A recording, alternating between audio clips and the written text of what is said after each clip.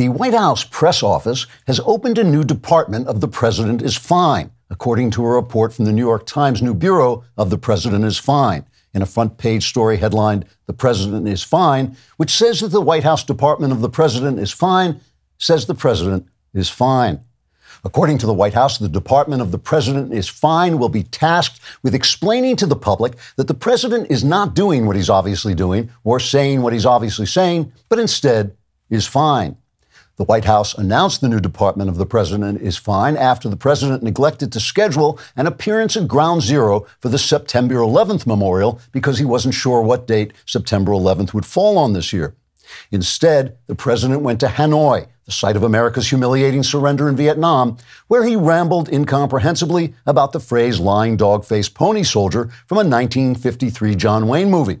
The White House Department of the President is Fine immediately issued a clarification explaining that the President had actually intended to ramble incomprehensibly about a 1952 Tyrone Power movie in which the phrase also does not appear. So the President is fine. The Hanoi press conference ended when the President's incomprehensible rambling became so incomprehensible that the director of the Department of the President is Fine, Corinne Jean Identity Hire, had to drown the President out by loudly playing the piano as the President is Fine dancers kicklined their way on stage to carry the President into the wings while singing their official theme song, "The President is Fine." The President is fine. They say that he's demented, but the charges are invented. His condition is benign. And though this exit is abrupt, that doesn't mean that he's corrupt. The President is fine. Unquote. The President then went on to Alaska, where he did commemorate September 11th by giving the Iranian Islamist terrorist government $6 billion in ransom for kidnapped Americans in order to ensure the Iranians won't kidnap any more Americans unless they want $6 billion more dollars. The White House Department of the President is Fine clarified that the $6 billion payout to Islamist terrorists was not intended to commemorate the slaughter of 3,000 Americans by Islamist terrorists on September 11, 2001, but was instead meant to mark September 11, 2021, the date of the President's humiliating surrender to Islamist terrorists in Afghanistan, which was also why the President went to Hanoi, because he confused it with Kabul, which is easy to do now. So the President is fine. In response to the opening of the new White House Department of the President is Fine, not only the New York Times, a former newspaper, but also NBC, ABC, CBS News, CNN, and the Washington Post will be opening up a joint Bureau of the President is Fine and will be assigning reporters to cover the fact that the President is fine. The Washington Post says they don't need to assign a new reporter to the Bureau of the President is Fine because they already have Philip Bump, who was described in a 1952 Tyrone Power movie starring John Wayne in 1953, according to the Bureau of the President is Fine. The news media's Bureau of the President is Fine will be coordinating with the White House Department of the President is Fine to report on the fact that House Republicans have opened an impeachment inquiry into the President, even though the President is obviously fine.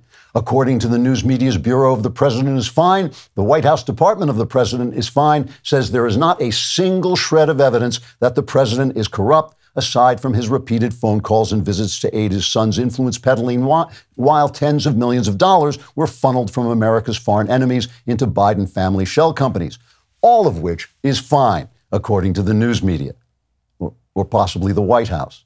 I always get those two confused, which is easy to do now. So that's fine. Trigger warning. I'm Andrew Klavan, and this is The Andrew Klavan Show.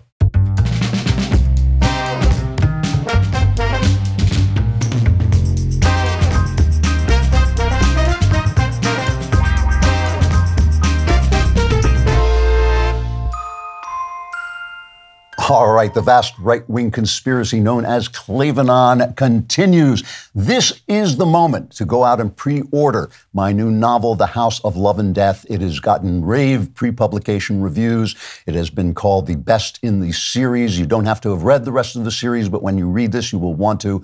Please go out and do it. It means a lot to me if we can get this book on the Times list, which we haven't done. The other books have been on the USA Today list.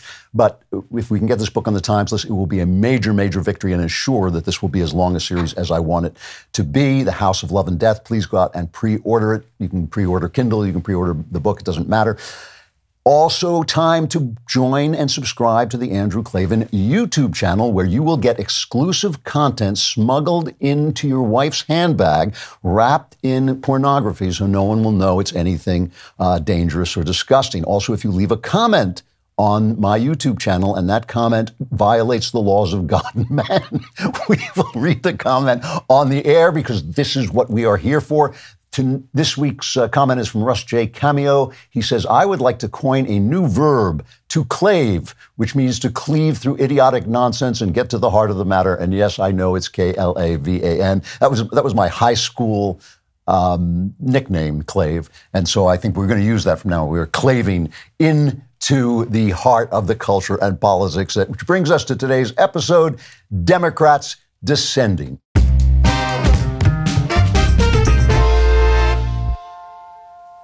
So for the past few weeks, I've been harping on a certain theme, which is that if you're looking to Donald Trump or Ron DeSantis or any other powerful person or political event to restore your country or your personal happiness, you're looking in the wrong direction. Before you do anything else, you have to turn the ship of your soul to its North Star, which is the image of God as represented by you, so that you can become the person you were made to be. You don't have to become that person, but you have to start the journey, and that will help you do politics in a much better and more joyful way without getting destroyed or chewed up by it. But this week, it has started to become obvious that the wheels are coming off the Democrat bus. And when I say the Democrats, I mean the left and the media. They're all the same people. And only the lies, in fact, of this corrupt corporate press we now have, that telling us that everything is fine, is what's keeping the Democrat illusion alive, but it's falling apart. You can see it. And that means political action, as always, is relevant. And so I want to talk about the fact that once you have gotten yourself ready to deal with this stuff without being corrupted yourself, there is a way to turn to deal with the wickedness of the world and the failures and the lies of the Democrats. And I want to discuss a Christian approach to politics that I don't think you will hear anywhere else. I think this will be completely different, and it will frustrate some of you, but I think others it might inspire. So let's get started with Chapter 1, Democrat Wickedness. If you have a family like I do, or even better, because mine are just criminals, you know how much your loved ones depend on you. In a worst-case scenario, you wouldn't want them to worry about money. A good life insurance plan can give you peace of mind that if something happens to you, your family will have a safety net to cover mortgage payments, college costs, or other expenses. Life insurance through your workplace may not offer enough protection for your family's needs, and it won't follow you if you leave your job. Policy Genius makes it easy to compare life insurance quotes from top companies and find your lowest price. I myself, I have to say, I wish they had Policy Genius when I was back buying policies that I needed to keep my young family safe and secure. I wish it had been as easy as it is on this website, because it was a lot harder to do it without. Let me tell you from personal experience, it is super satisfying to check life insurance off on your to-do list, and getting covered can be even more satisfying when you use Policy Genius. With Policy Genius, you can find life insurance policies that start at just $292 per year for $1 million of coverage. Some options offer same-day approval and avoid unnecessary medical exams. Policy Genius's licensed agents work for you, not the insurance companies. That means they don't have an incentive to recommend one insurer over another, so you can trust their guidance. There are no added fees. Your personal info is private. Your loved ones deserve a financial safety net. You deserve a smarter way to find and buy it. Head to policygenius.com or click the link in the description to get your free life insurance quotes and see how much you could save. policygenius.com.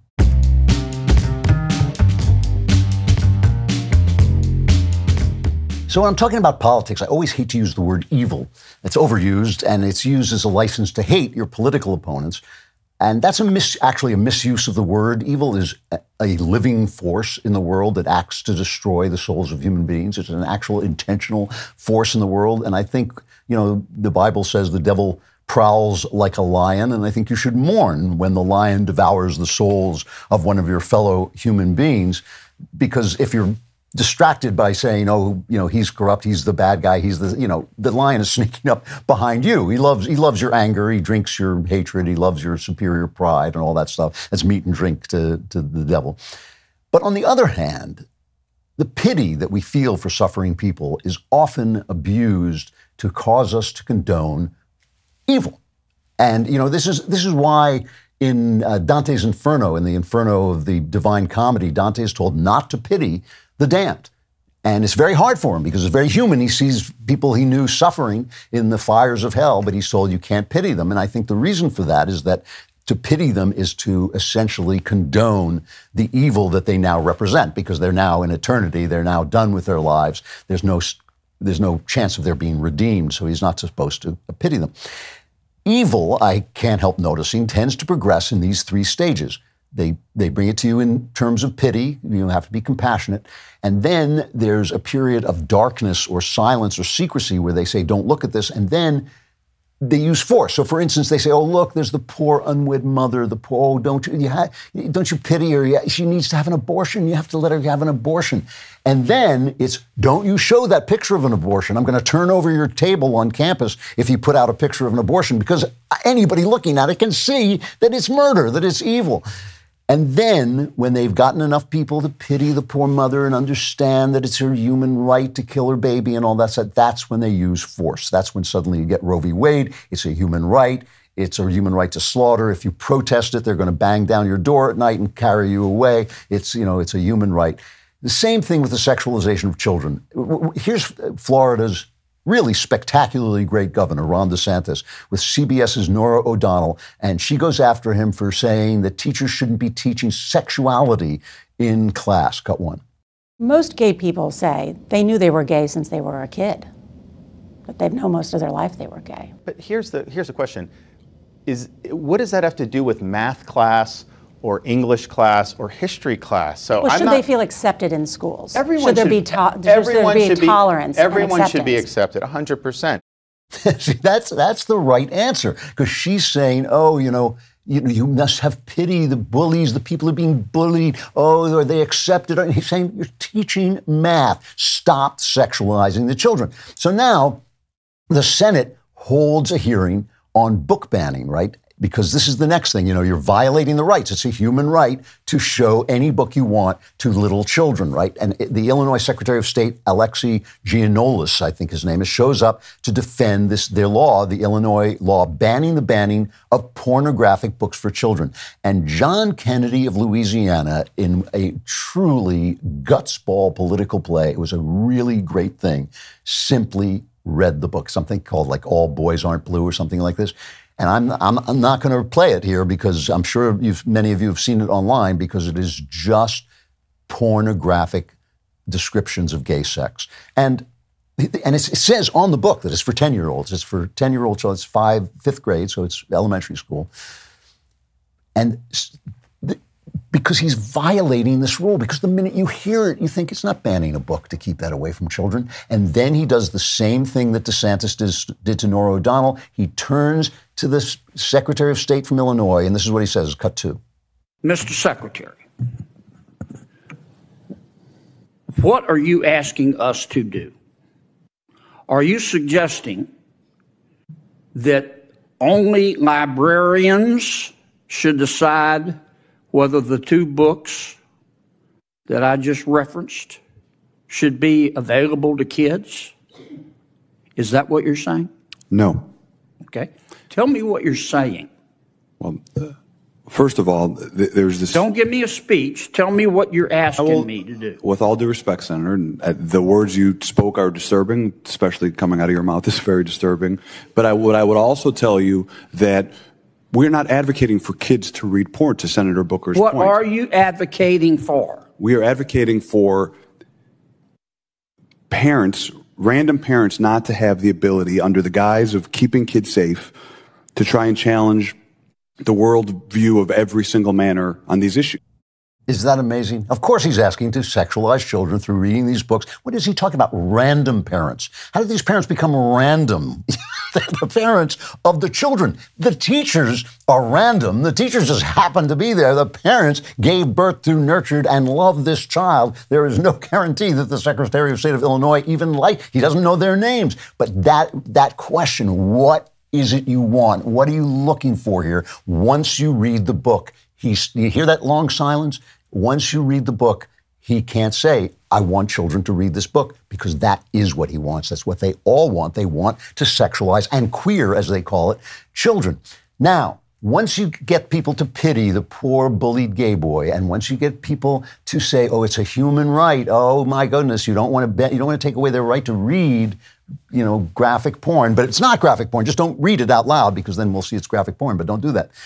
Then they bring the force. Here is Assemblywoman Lori Wilson proposing a law that has now passed the Assembly, I believe, full of pity for trans children. She wants to pass a new law. It's cut 4. If you have a 7-year-old who's talking about they believe that they are not the same gender as they are biologically, then it should be affirmed. By saying and rejecting it in wholesale, then you're essentially rejecting your child. Yes, this is true, because when my child comes to me with a blanket on for a cape and says, I'm Superman, I'm going to go jump off the roof, if I don't say, son, you jump off that roof because you're Superman, then I am rejecting that child. What the hell is she talking about? But the law passed because they've got the power to do it. California is a one-party state, and what it says, now here's the other thing, because they have to lie because the light of day exposes them. What it says is basically that in a custody battle, the judge should include a consideration of whether one of the parents rejects their need for transgender care. It doesn't mention transgender, but that's what it's all about. And they keep saying, well, it doesn't say you lose custody, but come on, it's a threat. It's a psychological threat, and we all know it is. And that, this is the thing. It doesn't take custody away yet, but it sets up for that. And they say it doesn't, but that's what it's for, because you're rejecting that child if you don't say, if that child comes to you and says, I'm a mermaid, and you don't let that child swim underwater till he's dead, you are rejecting that child. The problem for the left is that when you get to the stage of force, you are not dealing with a country that is used to being pushed around. Now, I understand. We went through the pandemic and people were pushed around. They were scared. They've been scared by climate change panic, and this is the idea, to keep the panic going all the time. You always got to be panicked because you can't think. You got to make a decision. Give me the power. No. That's the way they want it. But when it goes too far, when it gets to be force, people start to fight back. New Mexico this week, Governor Lujan Grisham declared an emergency on gun violence and said that it gave her the right to strip people of their Second Amendment rights, even though the laws in New Mexico guarantee those rights. And there was a recent Supreme Court decision saying that those rights are, in fact, guaranteed. Here she is announcing this emergency measure. If there's an emergency, and I've declared an emergency for a temporary amount of time, I can invoke additional powers. No constitutional right, in my view, including my oath.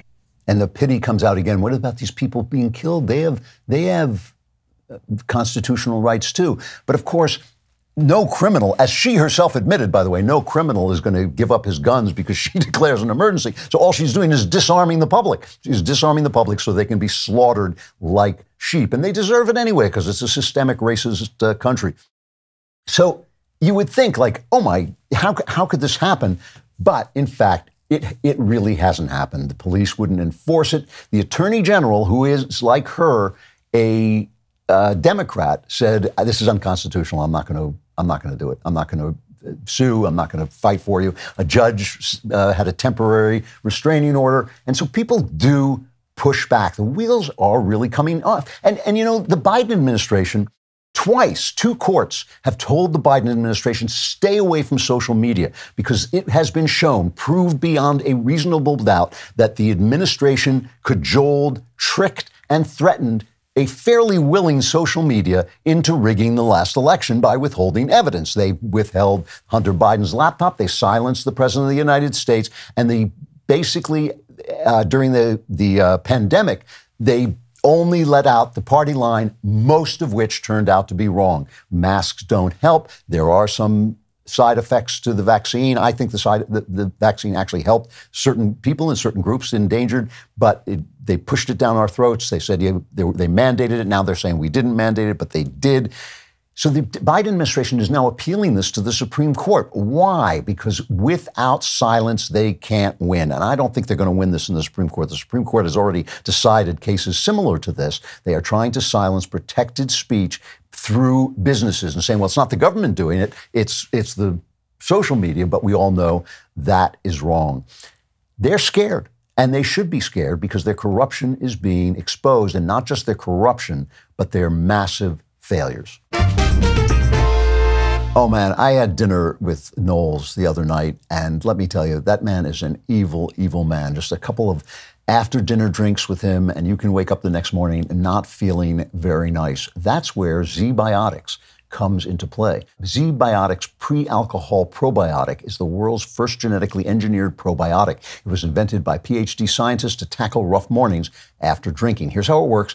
When you drink, alcohol gets converted into a toxic byproduct in the gut. It's this byproduct, not dehydration, that's the blame for your rough next day. Z-Biotics produce an enzyme to break this byproduct down. It's designed to work like your liver, but in your gut where you need it most.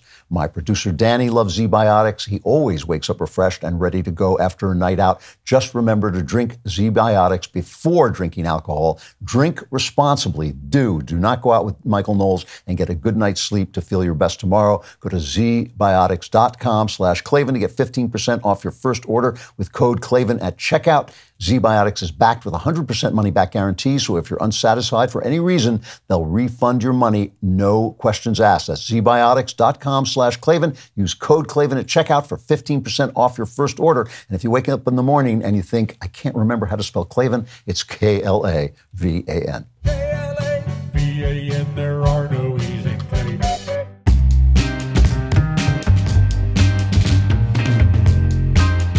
All right. This brings us to Chapter 2, Democrat Failures. We have to start on the opinion page of the New York Times, a former newspaper. The opinion page is what I like to call Knucklehead Row. Oh, hey, hey, oh, hey, ho. Let's go waltzing down to Knucklehead Row. You know, David Brooks, a big knucklehead, recently wrote a column that we read on the air, and everybody was very taken with it, where he said, are we beautiful, elite, Democrat, liberal people, are we the bad guys? Pointing out that left-wing policies help them, the elite, but destroy the lives of everyone else.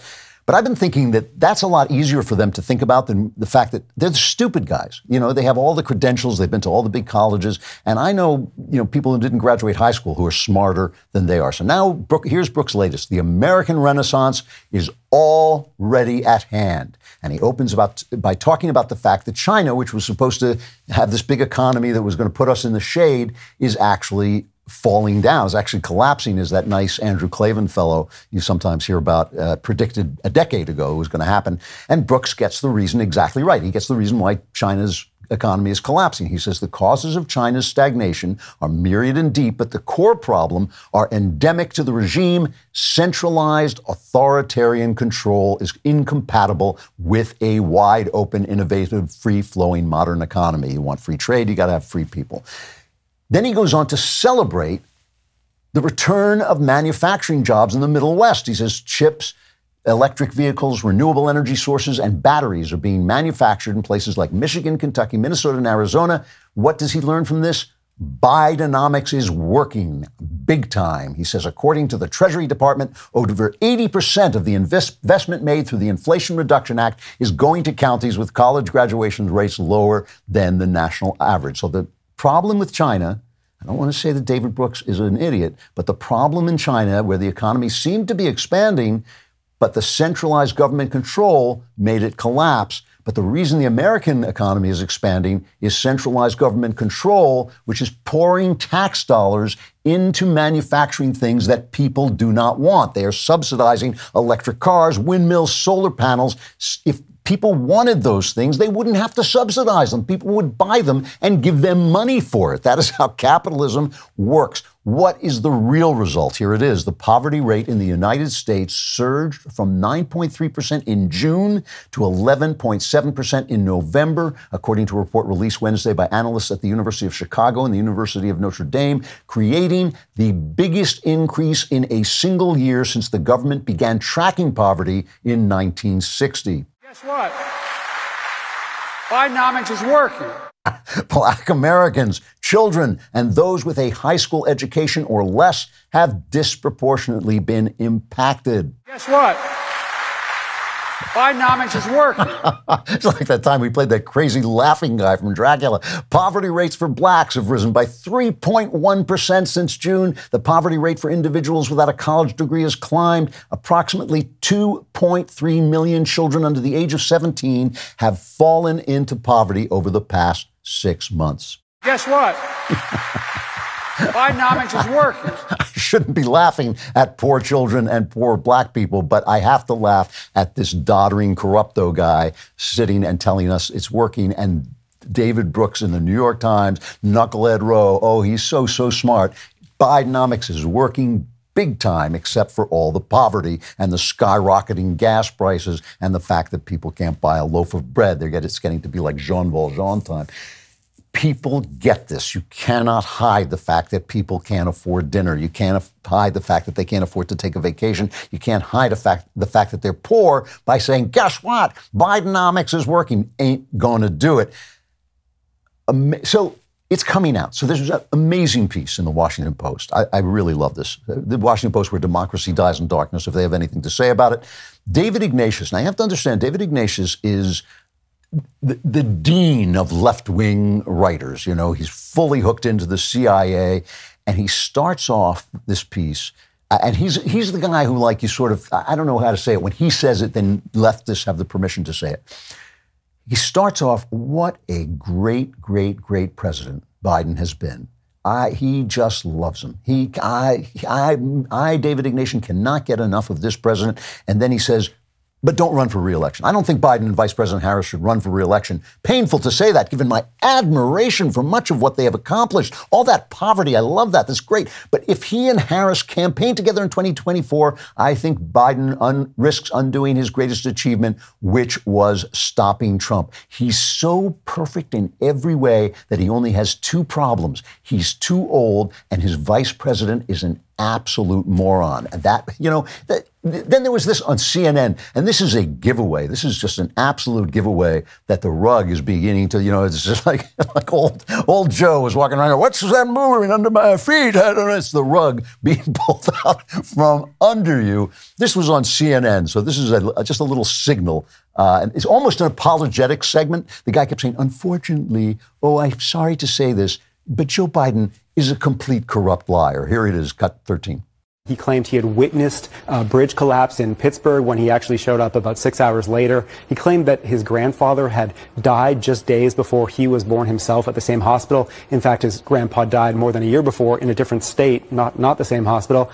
And he also repeated a favorite false story that I and others have debunked over and over again about a supposed conversation with an Amtrak train conductor he was friends with, who was actually deceased at the time the conversation would have had to take place. And that's not all. There are some more serious ones in my view. Previously in his presidency, he claimed at one point he'd been arrested during a civil rights protest when, in other versions of the story, he just said an officer had taken him home from a protest. He said he had visited the Pittsburgh synagogue where worshippers were killed in a 2018 mass shooting. In fact, he had actually spoken to the rabbi, but never went.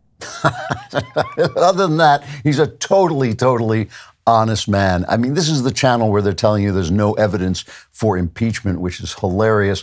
Biden, he's just so fantastic that if we could just get rid of him, it would be great. He's a failure. This is a failed administration. This is a failed presidency. And one of the things you keep hearing him say is failure. He's passed more legislation than anybody in history. But it's crap legislation. It is not working. It is bad. What good does it do if you pass legislation that makes people poorer, prices higher, starts businesses that are just going to die because you're just giving them tax dollars. You're just paying them to do things that people don't want them to do. The guy is a failure, and the Democrats know it. About a third of the Democrats know that he's committed a crime. The wheels are coming off the bus, except for Chapter 3, Democrat Lies. Well, you probably know by now we're all fans of our friends at Genucel. Don't just take my word for it. Ella from Rockford says, I have both age and acne spots, and this stuff is actually fading both of them. This serum is worth every penny. Ella is raving about the famous dark spot corrector from Genucel, a must-have after months of record heat and humidity. Sunspots, brown spots, discoloration, even red inflamed patches all disappear in front of your very eyes. And here's the Genucel amazing guarantee. You will see results on day 1 or your money back. So take advantage of Genucel's most popular package, which now includes the dark spot corrector, plus the classic Genucel bags and puffiness treatment and immediate effects. All at about 70% off, so you can try the best skincare in the world for yourself completely risk-free. It's simple. Go to Genucel.com/Klavan and start looking years, even decades younger tomorrow. Say goodbye to dark and liver spots, bags, puffiness under the eyes, crow's feet at Genucel.com/Klavan. That's Genucel.com/Klavan. You will look in the mirror and say, how do you spell Klavan? It's Klavan. No E's in Klavan. There are no E's in Klavan.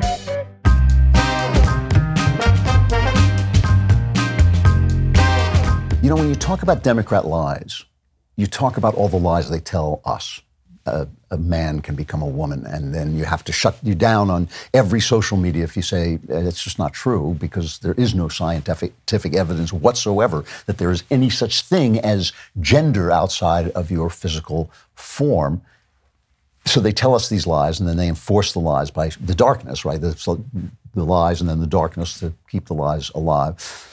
But there are also the lies they tell themselves that are really, really important. And let's just for a moment return to the New York Times op-ed page, or as we call it, Knucklehead Row.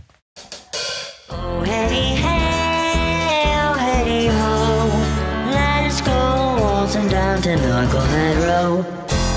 So this is an amazing column by Nicholas Kristof. And I like reading Nicholas Kristof because he's a person of goodwill. But he's a leftist, and he's enveloped in the New York Times. And being enveloped in the New York Times is like being inside a fog of lies, because there are things that you are not allowed to think. And that's the world they've wanted to create for all of us, things that you are not allowed to think. You know, Elon Musk is suing or in a battle with the Anti-Defamation League, which used to be, way back in the day, used to be a kind of Jewish group for fighting anti-Semitism, but it has become just another one of these leftist organizations like the Southern Poverty Law Center that are just hate groups meant to label right-wingers with being anti-Semitic or bigoted or any other way. And on their website, on the ADL website, there is a thing saying, there are these right-wing dog whistles that are numbers, so nobody knows what they mean, like 1250. And what is 1250 or 1450, I think it was? What is 1450? 1450 means that black Americans are only 14% of the population, but they commit 50% of the violent crimes. And I thought, well, that's true. But to them, that's a racist whistle. So when you silence people, when you don't let people think things, what happens is the people who are villains, who are actual bigots, can use those numbers, and it gives them the kind of imprimatur of telling the truth. It suddenly gives them power. It doesn't stop people from knowing these things. It means they just can't think them. And when somebody does think somebody does come out and say them, you give power to the most hateful person in the room. But the thing is, the left has made it so they themselves can't think the truth. So, Knucklehead Row, Nicholas Kristof, he writes a column called The One Privilege Liberals Ignore. I'll pause for a second so you can guess what it is. What is the one privilege liberals ignore? Here's the column. American liberals have led the campaign to reduce child poverty since Franklin Roosevelt, and it's a proud legacy. But we have long had a blind spot. Now remember, they've just come out the figures that child poverty has skyrocketed under Biden, so they're not doing that well. What's the problem? We're often reluctant to acknowledge one of the significant drivers of child poverty, the widespread breakdown of the family, for fear that to do so would be patronizing or racist. It's an issue largely for working class whites, blacks, and Hispanics, albeit most prevalent among African Americans. But just as you can't have a serious conversation about poverty without discussing race, you also can't engage unless you consider single-parent households. He then goes on to recite statistics that I'll bet if we brought Ben Shapiro in here, I'll bet Ben could recite these statistics by heart. Families headed by single mothers are 5 times as likely to live in poverty as married coupled families. Children in single mother homes are less likely to graduate from high school or earn a college degree. They're more likely to become single parents themselves, perpetuating the cycle. Almost 30% of American children now live with a single parent or with no parent at all. One reason for the sensitivities is large racial disparities. Single parenting is less common in white and Asian households, but only 38% of black children live with married parents. Now, if you are a Daily Wire listener, you hear this all the time. We say this all the time. This is the problem in the black community. It's not welfare. It's not racism. It's not systemic this. It's not systemic that. It is the breakdown of the family. You know, in 1965, and Christoph, to his credit, cites this, a Democrat, liberal Democrat, Daniel Patrick Moynihan, wrote a famous report saying the black family, the Negro family, as they called it then, was falling apart. And that is what is keeping them in poverty, and welfare programs don't help. And it's kind of, he doesn't say this, I don't believe, but you can see the welfare payments are going up and up and up. And so they're essentially subsidizing the breakdown of the family. It is the Democrat programs that have facilitated and paid for the breakdown of the family. Well, Moynihan was pilloried. He was sexist. You know, a woman needs a man like a fish needs a bicycle. He was racist. You're just picking on the black folks. One person said, you just think that everybody needs a family like yours. And Moynihan saying, no, I'm just telling you the facts. It is the same with the left. The National Council on Family Relations, you know what they said? They said we need to stop praising families because families are white privilege. So in other words, the problem is that too many white people have families, not that too many black people don't have families. So Christoph goes on. He says, many college graduates in theory embrace all kinds of family relationships. In theory, they do. But they remain traditional in their personal behaviors, mostly having children after marriage and raising their own kids in 2-parent households. Brad Wilcox, a sociologist, calls this talk left, walk right. You know, I tell this to my liberal friends all the time, my few remaining liberal friends all the time. I have an expression, don't believe what you don't believe, right? But the left depends on making you feel that you must believe what you don't believe. All right. Nick Christoph, the United States is an outlier in family breakdown. A Pew study of 130 countries found that American children were more likely to live with a single parent than those of any other nation. Now listen to where Nick Christoph, and I'm not blaming him for this. He's like, you know, these poor girls who grow up under feminism and have lived miserable lives. This is his culture. He cannot think this. He is not allowed to think anything but this. He says the proposed solutions from conservatives, such as marriage promotion efforts tried under the George W. Bush administration, have had little impact. What does appear to strengthen marriage is lifting earnings of low education men. This makes them more marriageable, researchers find. Well, that is utter nonsense. We already know that giving people money doesn't change the culture. Why, you know, why does he think, you know, Bush did put, I think it was $1.5 billion into promoting the family, which was looked at askance by the left. Why didn't the Bush administration's policy work? Were they supported by the New York Times? No. Nick Christoph's side won. That's why they didn't work. They own the culture. The left owns the culture. Tucker Carlson, he can't see it. He cannot see this. Tucker Carlson had this insight about Donald Trump that I think is worth playing. I don't usually play other commentators because why would I? But he said something about Donald Trump that I've thought for a long time, and I believe it is absolutely true. It's cut 3. If, like, Trump is the one they hate the most, like, what did Trump do wrong? I mean, you could say, oh, well, he's orange or whatever. Okay, fine. But, like, has he really committed a crime so severe that we should send him to prison for the rest of his life? That's insane. And half the Republicans in Washington, probably closer to about 95%, would be very psyched if he went to prison for the rest of his life. So why is that?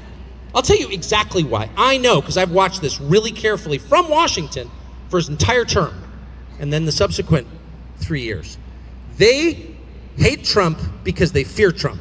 And they fear Trump not because of what he might do, but because what he might say. That is exactly right. Because as Tucker points out in that clip, in the longer version of that clip, Trump's policies were never that conservative. He's not that conservative a guy. And his policies, as Tucker says, in the 80s would have been kind of center left. But he says anything that comes into his mind. And we know that can be a drawback. And I think it cost him the election. I think it's a real problem for him on the one hand, but we love him for it also because he says things where it's like the Overton window. You know, the Overton window is that place that you're allowed to talk about. And the left has been moving the Overton window where any truth to say black people have a problem that they can solve, which is a culture of family breakdown. And if their churches can't preach it, and if the people don't teach it, and if the television doesn't represent it, and if the movies and songs don't represent it, and if all you get is WAP, you know, if all you get is like songs about sex and the women are hoes, if that's all you get, it doesn't matter how much money George W. Bush pushes into it because that is a cultural problem among black families. Moynihan said it grew out of slavery. I don't even know if that's true. I kind of doubt that it's true because it's gotten worse and worse and worse over the years. There are now more children born out of wedlock among black families than there were when the Democrats were literally selling them down the river as slaves, instead of just figuratively selling them down the river as they're doing today.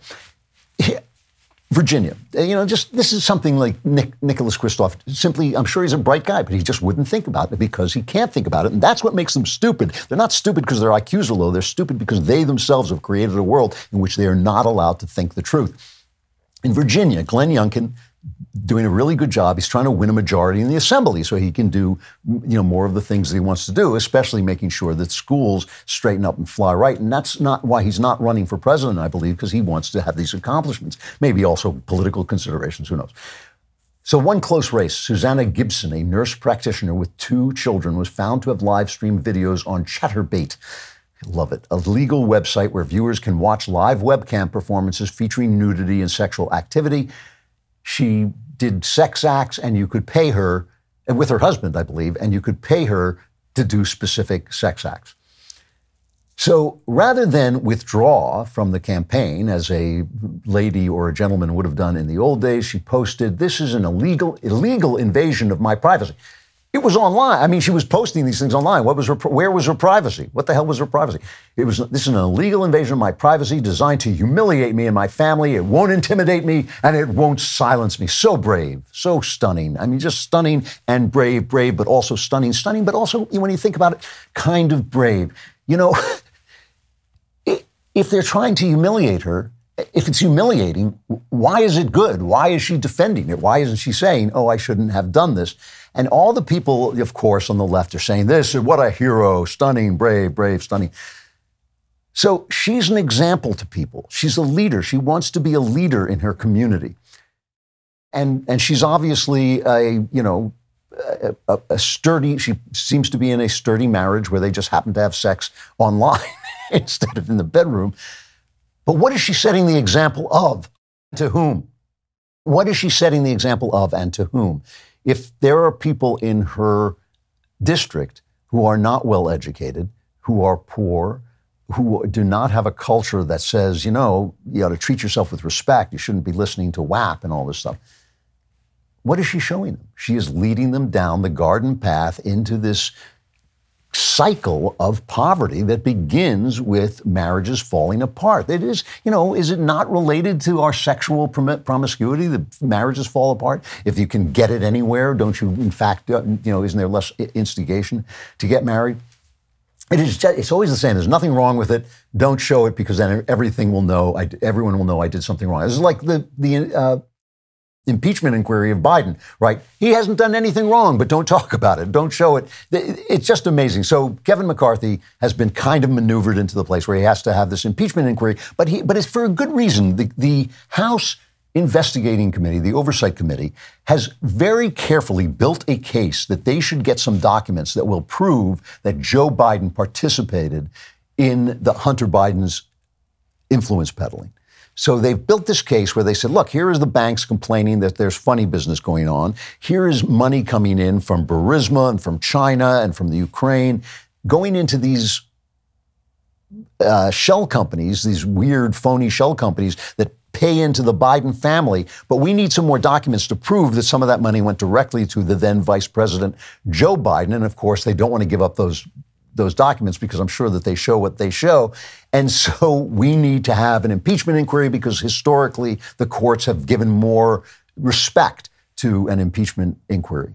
So all you hear from the press, all you hear is there's no evidence. There's no evidence. There's no proof because they're looking for proof, but they're looking for proof because there's evidence, right? The evidence is incredible. They have all these documents. They have all this testimony. They have the whistleblowers saying that the investigation was tied up, but they also have all this stuff showing this really, really bad stuff. So the press says it's only, there's not enough evidence. There's no evidence. And let's remember, by the way, that Donald Trump made a joke that he hoped the Russians would release Hillary Clinton's destroyed email. And Adam Schiff said, that's proof. There is evidence. There is evidence that he was working with the Russians. He said it. He said it in public. We've got him dead to rights. There are cameras on. But there's absolutely no evidence that Devin Archer's testimony with all these bank documents and all the bank complaints that this is suspicious activity. Some of like 170 complaints that Hunter was doing suspicious activity. All the phone calls Joe apparently made, the actual lunches with people who then paid into the kitty. No evidence whatsoever. Great exchange. Scott Perry from Pennsylvania has a reporter come up to him and says, this just looks like political revenge. This isn't about political revenge. We have the bank accounts. We can see, ma'am, you can see that the homes that the Bidens own can't be afforded on a congressional or Senate salary. You also understand that it's not normal for family members to receive millions of dollars from overseas interests. Those things aren't normal. That's not normal to have 20 shell companies. These things are not normal, and it alludes to not only just widespread corruption, but money laundering, if not influence peddling itself. And we also have the vice president at the time on record saying that the prosecutor was fired. Well, son of a the prosecutor was fired, right? Because the prosecutor was going after the company that his son was working on. That's what we have. If you can't see that, if you are that blunt, look, I'll turn it over to the attorneys. People can't see that. They think it's political revenge. It's because you don't report on it. She says the people don't see that. They think it's political revenge. He says, because you're lying to them. And that is, of course, the case. So this is what we've got. The Democrats are promoting evil. And I'm not saying individuals are evil. I know that individuals are doing evil things, but I really do believe that evil is something that just devours people's soul and carries them away. And I think some of these people have gotten carried away. The sexualization of children is disgusting. The abortion, the persecution of people who stand up for the rights of unborn children is disgusting. It is evil. Allowing cities to devolve into crime, allowing migrants to sweep through the border with absolutely no restrictions. All of this stuff is wickedness. And then they have to cover it up. And it's all failing. Their cities are turning into garbage. San Francisco, New York, Chicago. They're just crime zones, absolute filth dens. Poverty is up and prices are up. Families in the black community have fallen apart. Everything they touch has turned to crap. Every single thing they've touched has turned to crap. So now they have to lie. And the press has lied and lied and lied and lied. But now they've got the problem that the polls are showing. People are starting to say, even Donald Trump would be better than this. And they're going, oh, well, maybe none of this is happening. But we do have to. But Biden's been great. But bye-bye. Bye-bye, Biden. It's not working. This is an important moment. This is an important political moment. Sometimes I get tired of talking about politics. I like talking about the culture, but this is an important political moment. But there is a cultural response, and I think it's going to shock you a little bit, but I want to talk about what that should be.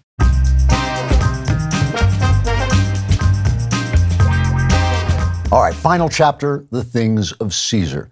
So like I said, I've been talking these last few weeks about the things you can do to guide yourself to the image of God and how you should turn in the direction of that image and love your neighbor, tell the truth, moral behavior. And I've been pointing out to you that these things will cost you. If you are honest, you may not make as much money. If you refuse to lie to and abuse and manipulate women, you may not get laid as often as you would otherwise. If you put the progress of your soul before the love of crowds, you'll be less famous. Christianity is not a recipe for success. Jesus lives a perfect life. It doesn't end in a penthouse. It ends on the cross.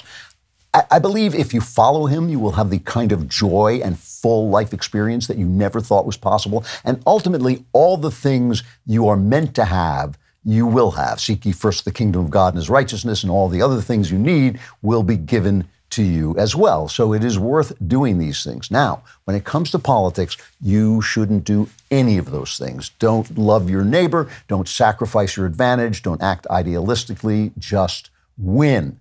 Just win. Why? Because to choose to endure suffering or setbacks for righteousness' sake is the Christian way. To make other people endure suffering for what you think is righteousness is not the Christian way. It's just as it's Christian to give charity, but it's not Christian to take somebody else's money and give it to the poor and call it charity. That's stealing, right? It's different when you are dealing with other people instead of just yourself. Christianity is not a governing philosophy. That's why Jesus said, render unto Caesar the things that are Caesar's and to God the things that are God. He was essentially saying, he did say, he said, my kingdom is not of this world. Here's something Jesus said about kings, about earthly kings, right? He said, suppose a king is about to go to war against another king. Won't he first sit down and consider whether he's able with 10,000 men to oppose the one coming against him with 20,000? That's very practical. That's very Sun Tzu. The king doesn't turn the other cheek. He doesn't love his enemies. He makes sure he has what he needs to win because he's dealing with other people. He is protecting, defending the country in which other people live. It's one thing for him to say, I'm going to die on the cross for what I believe. It is another thing for him to say, you are going to die on the cross for what he believes. One of conservatives' big complaints about socialism, right? I hate it on principle. I think it's just slavery. I do the work, you get the money. I mean, that's slavery. But it also doesn't work. And we talk about this a lot, right? Conservatives are always talking about this. It doesn't take human nature into account. We work for profit. We compete. We like to compete. Competition spurs us to new creation. Capitalism takes the impulses of greed and envy and ambition and, covetousness, and it turns them to the common good so that they produce wealth and new products and new medicines. Nobody says to a businessman, don't make money. Sometimes only conservatives ever say that. Only conservatives say to the DailyWire, why are you charging us for subscriptions? As if like this were free, as if like we don't have to get paid, as if we're not a capitalist enterprise. Only conservatives do that. The left never says that. The left is always making a buck. But the thing about capitalism is it uses our impulses, our natural human impulses, which are corrupted and fleshly. It uses them for the common good. And democracy does the same thing. It takes the desire for power, the desire for admiration. It takes the passions of crowds and the anger of crowds and the hatred between people, and it turns it into good leadership as long as you follow the rules. And this is something, by the way, that is modeled on God. God does these things. If you pay attention in your life, he takes the things that are not so good, like maybe your covetous lust, and he creates marriage and families out of it. He uses your suffering to give you wisdom. He turns the bad things that people have done to you and that have hurt you, he can turn those into good things if you follow him in the midst of lust and suffering and the evil and abuse you're suffering. And if you ask him, what am I supposed to make of this? If you say to God, what am I supposed to make of this situation? What am I supposed to make of my lust? What am I supposed to do with my desire for women? It's not like push it down, keep it, make sure you're like this little creepy, pure. No, that's not what you're supposed to do. You're supposed to use it to build a family and a relationship and bind yourself to your spouse and all these things, and he will lead you to the good. So capitalism and Republican democracy work exactly like God works. They take the things that are there and they turn them to the good if the capitalist system and the democracy are filled with Christian men, which is why I say first take note of yourself. First, make yourself into a person who can lead a capitalist life, who can lead a successful democratic life without becoming corrupt. If democracy and capitalism is filled with men who ask, what does God want me to do with my freedom, with my wealth, with my fantastic company that I've built? These systems will produce beautiful, beautiful things, but they're not themselves Christian systems. They are the things of Caesar. They are the things of this world. Just like the things of the flesh, politics and capitalism are inherently at odds with Christian values, but they produce Christian good when they have Christian men. But think about this. Think about the pictures of the saints. If you see the pictures of the saints, they're frequently from the old days, the Middle Ages and the Renaissance. They're frequently depicted carrying the weapon that killed them, because they were all martyred, right? St. Paul has his head cut off, so he carries a sword. St. Peter was crucified upside down. St. Andrew. I think it was St. Peter who was crucified upside down. St. Andrew was crucified on an X shape. Women had their breasts cut off. The men were skinned. They were shot full of arrows. By who? By who? The government. The government. It was assumed if you were a saint, the government was going to kill you. The saints were depicted as rebels, as people the government hated just for being who they were.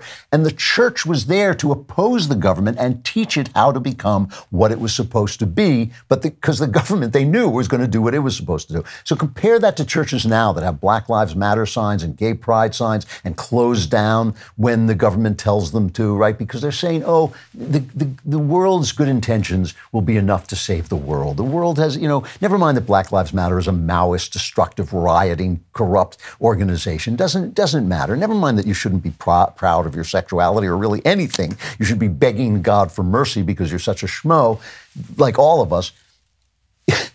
Never mind any of that. We're just going to figure the world has got this all right and we're going to do it. You need a strong oppositional church with enough power to force the kings of this world to obey the king whose kingdom is not of this world. Because, and that's what we're missing right now, you know what it's like? It's like football. Football is played by many Christian men, but it's not a Christian game, right? Football can be beautiful. It can display Christian virtues, courage, endurance, excellence, sportsmanship, but it's not a Christian game. You don't turn the other cheek. You hit hard, right? You hit people hard. You play tough. Sometimes you get away with a little something, but you don't cheat too much because the penalties will kill you. And the point is to win, just like politics. So I get this letter all the time, and a lot of people say this to me. They wonder why I don't care about the big steal, right? The fact that Trump says the election was stolen, why I don't care.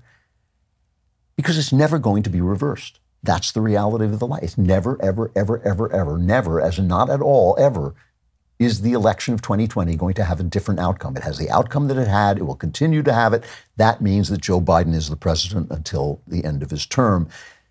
And the right's unrealism about that hurts me, right? Trump throws these temper tantrums, says don't vote in Georgia, and we lost the majority in the Senate so that Biden had a free hand. And you say, and people say to me, well, he was right. You have to stand up for what's right, for what's true. It was unfair. You have to stand up for what's fair. We have to stand for truth. And I think, good for you. Can I have my Senate majority back, please? Can I have my Senate majority back, please? Because you know what? That's not the way that game is played. That game is not played by the Christian rules that I live by. I live by those rules because I'm willing to suffer for them. But if you're living by those rules and you lose in the political system, I suffer. It's not you who suffers. You'll suffer too, but I'm the one who suffers. You wonder why I attack Trump's mistreatment of people as childish. And so it's not because I dislike Trump. It's so stupid. It's not because I have Trump derangement syndrome. It's because they cost me. He couldn't get rid of Obamacare because he insulted McCain and McCain hated him. So he voted against it. Oh, you know what? You don't like John McCain? Nice. Can I have my doctor back? The wheels are coming off the Democrat bus and we have a chance to beat them. And people say, oh yeah, I'll vote for Trump even if he's in prison. And my feeling is great. Can I have my country back? Look, I'm not a prophet. I'm not a prognosticator. I don't know what's going to happen in the future. I'm just giving you my version of the lay of the land. Nobody pays me extra for saying what I say. I get my salary. I take my salary. I go home. Nobody tells me what to say. Nobody pays me extra for what to say. This is what I think is the lay of the land. I could be wrong. Trump may win. Right now, the polls show him winning. I still don't think he will. I don't think Biden's going to be the candidate. I don't think Trump is going to win. Maybe if he wins, he'll do a good job, but there are reasons to think that he is not going to do a good job, even if he wins, because he has done what he was sent to do. I think he has done what he is sent to do, and I bless him for that. I really do believe he was sent by God to do it. Christian men have built worldly systems that turn sinful humans to good ends if those systems are filled with Christian men. And the Constitution represents the best version of that political system we have. And to keep it, we have to win. And that's how we have to start thinking, because the right is so full of malarkey about this. It's so full of anger. It's so full of self-righteousness. It's so full of idealism that it is, as the churches sometimes say, so heavenly that it is of no earthly good.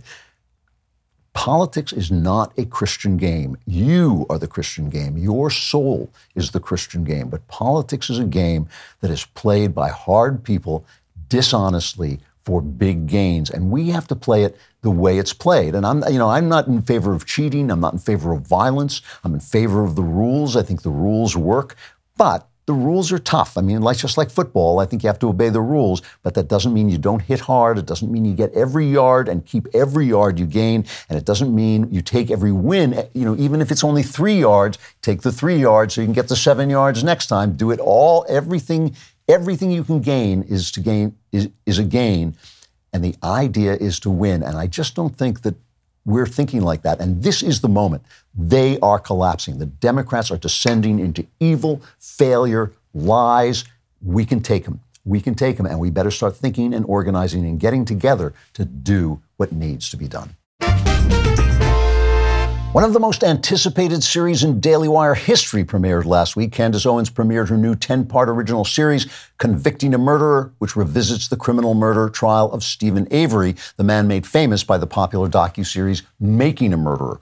Hollywood portrayed Stephen Avery as an innocent victim of corrupt law enforcement, but left out mountains of incriminating evidence against him. It was a national sensation. Many people were completely convinced that this man was innocent. They did not receive the full story. Now, you may not know this, but I used to be a court reporter, and I'm a true crime connoisseur, and in all my experience, I've come to this conclusion: everybody is guilty. All right, not everybody is guilty, but a lot of them are guilty, and these young, innocent girls who want to get them free are fools. The thought that so many people were fooled into thinking this man is innocent is absolutely mind-blowing to me, but it shows the immense influence of the media in shaping people's emotions. That's the type of thing that Candace has been successfully counteracting throughout her entire career. Here's the teaser. Take a look. Coming up on Convicting a Murderer. What would be the upside for this man? I mean, he just got out of prison. He has this new lease on life.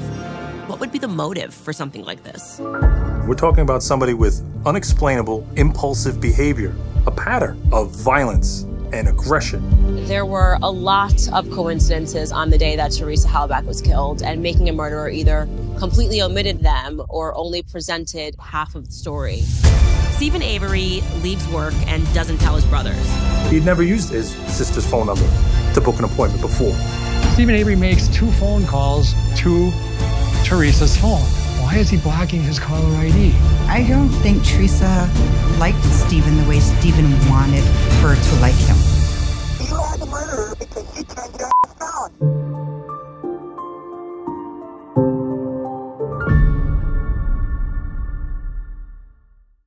So there it is. Always proud of Candace and the Daily Wire and all of the producers involved in convicting a murderer, for setting the record straight and continuing to fight the fight against dishonesty in Hollywood and the media. Episodes 1 through 4 of Convicting a Murderer are now available to stream exclusively on Daily Wire Plus. Go to dailywire.com/watch to see the first 2 episodes for free. They're available to everyone. If you're not a member, you're going to want to be, so you can see the whole series. It's eye-opening, especially if you were convinced that Stephen Avery was innocent. Head over to dailywire.com/subscribe to join today. Klavan clapbacks. Oh my God, really? Oh my gosh, it's devastating. Ooh, don't do it. Yeah!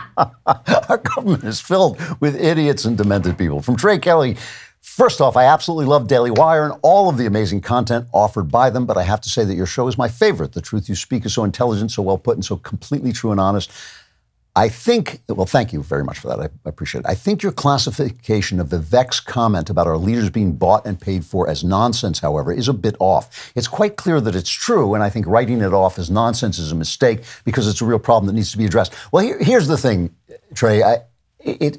Money is always a problem. Wherever the money comes from, that's where the problem is. If you have a think tank that has donors, the donors are the problem. If you are the Daily Wire and you have subscribers, you have to figure out how to get subscribers, how not to alienate your subscribers while still telling them the truth.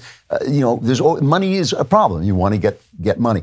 So running for office is highly expensive. You need donors. And sure, you're indebted in some ways to those donors, but that doesn't necessarily mean you become corrupt, right? We have money coming in here. We have donors, we have sponsors and all this stuff, but we try very hard to stay honest and do our jobs, which is telling you the truth as we see it. And so you're not necessarily bought off if there's money. You can't be so idealistic and so superior to the world that you don't understand that they have to raise money. And I think Vivek has really being unfair. Not all politicians are totally dishonest. Not all of them are slaves to the people with money. They have to, pay their debts and all this stuff. But I think it's overstated. I think that there are people who are bought and paid off, but they're not all bought and paid off. And some of them stand up to their donors and do what needs to be done, or tell them at the outset. So I just think I think it's preening. He's preening. He's saying, no, I have my own money, so I'm totally honest. And that's not true either, obviously.